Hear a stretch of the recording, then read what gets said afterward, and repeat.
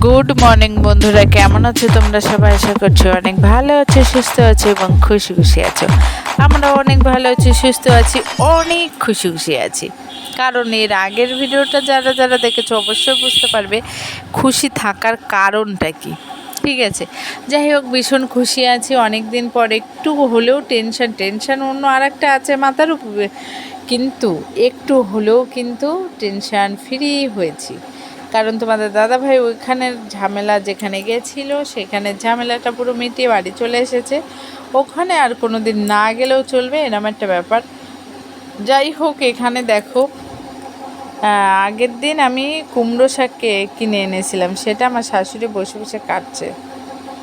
ঠিক আছে, তো আমি সেটাই তোমাদের সঙ্গে একটুখানি দেখালাম। আর কচুরলতি, গরম তো প্রচণ্ড ভিতরে, তার জন্য উনি বাইরে এসে সবজিগুলো কাটছে বসে বসে। হাওয়া, আমাদের বাড়ির সামনে বিল আছে, তোমাদের তো আগে পরে দেখিয়েছি, আর প্রচুর পরিমাণে হাওয়াও আছে।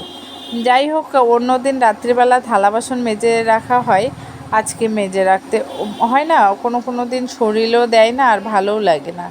চলো ঠিক আছে, তোমাদের দাদাভাই আমাকে বলেছিল যে থালা বাসন ধোবে না, আমি বলছি সকালে ধোবো আজকে।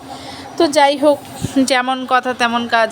আমি পারবো না বলেছি যখন, আমাকে আর কে করাবে, তাই না? তো আমার কাজ রাত্রে করিনি, এখন করব। তো সেটাই করছি আর কি। আমি আগে গ্যাস ট্যাস মুছে থালা বাসন টাসন পুরো একদম করে রেডি করে নিচ্ছি। এই রান্নাঘরটা পুরো ক্লিন করব। আর ওদিকে কিন্তু আমি ভাত বসিয়ে দিয়েছি। আগে ঘুম থেকে উঠেই আমার সবার আগে মনে হয় কি ওই কাজটা আগে করতে হয়। ওদিকে আমি উনুনটা রেডি করে আমি ভাতটা বসিয়ে দিয়েছি, কারণ আমার এই সব কাজ করতে অনেকটা সময় লাগবে আর একটু লেটও হয়ে যায় উঠতে, কারণ অনেকটা লেটে শুই আমরা, ওই জন্য উঠতেও একটু লেট হয়ে যায়। এখানে ঝাড়ু দেওয়া, মোছা, থালা বাসন মাজা, এ টু জেড সব কাজবাজ কমপ্লিট হয়ে যাচ্ছে। এবার দেখব ভাতটা হয়েছে কিনা, তারপরে রান্নাবান্না করব। আর যেহেতু তোমাদের দাদাভাই কালকে বাড়ি এসেছে, ও বাড়ি আসে মানে কি বাজারের কোনো সীমারেখা নেই। ঠিক আছে, বাজার এক গাদা গাদা বাজার করে। মাছ রোজ দিন পাওয়া যায়, তারপরেও কম কম কিনতে পারে না। আমি থাকলে একটু কিপটিমি করে চলি, যাই হোক একটু কম সমে চালানোর চেষ্টা করি। তো আর কি করব, যে বাড়ির মালিক সে যদি নষ্ট করতে চায়, আমার তো কিছু বলার নেই, আমার কথা শুনবে না। তো যাই হোক, এখানে আমার কাজ আমি করি মুখটা বন্ধ রেখে। এক গাদা বাজার করে এনেছে, আমার ভালোও লাগে না অত মাছ টাছ ফ্রিজে রেখে রেখে খেতে হয়। ফ্রিজের জিনিস কেউই আমাদের বাড়ি খেতে চায় না, একদম ভালো লাগে না।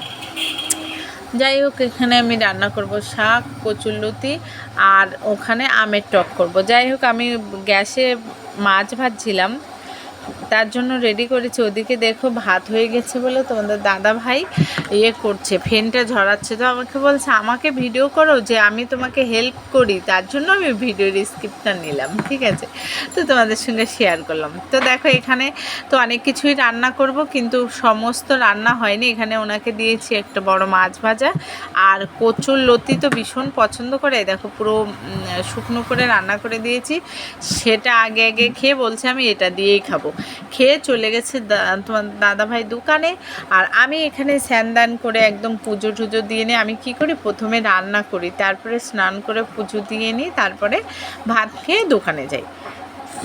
তো তার অগত্যা আজকেও হয়নি। তো আমার ছেলে বলছে, ও মা দেখো গাছে না দুখানা আম আছে, ঠিক আছে ওই দুটো পারো। আর ও মেন কথা, হাওয়াটা এত সুন্দর দিচ্ছিল, এত সুন্দর, পুরো একদম প্রাকৃতিক সৌন্দর্যটা আমার ভীষণ পছন্দ। আর গ্রাম্য অঞ্চলে আরও বেশি প্রাকৃতিক সৌন্দর্য থাকে, কারণ গাছপালা থাকে, একটা আলাদাই একটা আমেজ, আলাদা একটা শান্তি থাকে। শহরের মানুষ গ্রামে এসে যেমন থাকতে পারে না, গ্রামের মানুষ কিন্তু শহরে গিয়ে থাকতে পারে না, কারণ তাদের দমটা মনে হয় বন্ধ হয়ে আসে আটকা জায়গায় থাকতে থাকতে। তো আমি এখানে দোকানে এসেছি, ওনার ডিউটি শেষ, উনি ওনার কাজে বেরিয়ে পড়ছে, আমি আমার কাজ করব। তো সেটাই এবার। তারপরে তো বাড়ি চলে এসেছিলাম, আসার পরে বিদেশ থেকে ভুট্টো এনেছে, সেই ভুট্টোর খই ভাজছি আমি নিজের হাতে। জানি না খইটা কত দূর হবে, ঠিক আছে চেষ্টা তো করি, হোক আর না হোক। যে পপকর্নটা আমরা কিনে খাই, সেই পপকর্নটা আজকে আমি নিজে হাতে বানালাম। দেখো তো কেমন হয়েছে। আমার নিজেরই হাসি পাচ্ছে। আর এখানে তো অনেক কমেন্ট, অনেক কিছু হচ্ছে, এক একজনে এক এক কিছু বলছে।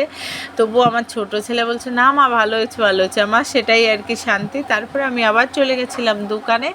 দোকান থেকে আজকে অনেক কিছু বাজার করে নিয়ে আসলাম, কারণ মাঝে মাঝে আজকে তাও কম, অন্য অন্য দিন আরও বেশি হয়। এবার গেছিলাম আমি চাল আনতে, 1 বস্তা চাল এনেছি। তা মনে পড়লো যে টোস্ট, সাবান, কলগেট, হারপিক এগুলো নিয়ে যাই। তো সেগুলো সব নিয়ে আসলাম। আর আজকের ভিডিওটা আর বেশি বড় করব না, এখানেই শেষ করবো। সবাই ভালো থাকো, সুস্থ থাকো।